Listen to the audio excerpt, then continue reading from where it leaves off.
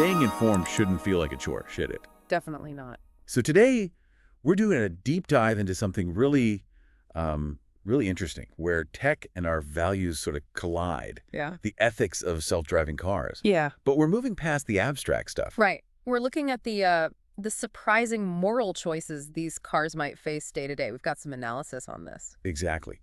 And our mission here is to really get a grip on the core ethical tensions and why this actually matters to you personally. Okay, so let's start with the central conflict. It's pretty stark, really. Imagine an accident is unavoidable. Right, the classic scenario. The autonomous vehicle, the AV, has just a split second. Who does it prioritize? The passenger inside, or, say, pedestrians outside. Okay, let's unpack that unavoidable crash scenario a bit. One idea that keeps coming up is this vulnerability-based priority. It basically argues that pedestrians, cyclists, maybe kids or older people, because they don't have the car's protection, their safety should come first. It sounds compassionate, doesn't it? Protect the most vulnerable. It does. It feels right somehow. Yeah. But are there, hidden complexities? Oh, absolutely. I mean, how do you define vulnerability consistently? Is it just about physical protection? Good point.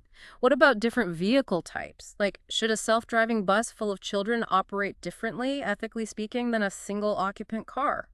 That adds layers. It's not as simple as it first sounds. Yeah. Okay, then what about the other side? The minimizing total harm idea. Right, that's the other main ethical approach discussed. It's more utilitarian. Utilitarian, meaning The goal is just to reduce the total number of injuries or deaths.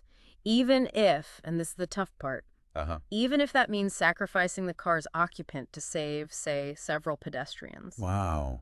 Okay, that's a heavy one, especially if you imagine you're the occupant. Exactly. It's a tough pill to swallow, personally. Our sources actually brought up an interesting parallel here, thinking about the COVID-19 pandemic. Yes. The vaccine prioritization. Right. Society, broadly speaking, accepted decisions about who got priority healthcare workers, the elderly, for the sake of, the greater public health. That's a really key comparison. In a crisis, we saw this acceptance, or at least tolerance, for collective priorities over individual preference. What? But self-driving cars take that same kind of life and death ethical calculation, and they potentially bring it into, your daily commute.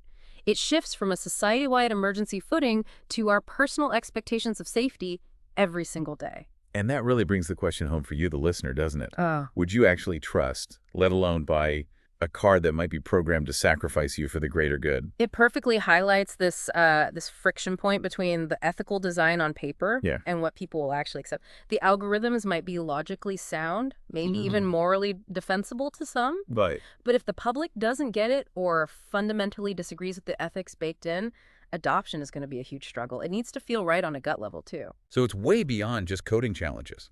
It's about our societal values. Precisely. We're bumping up against really old questions. Individual life versus the group, the few versus the many.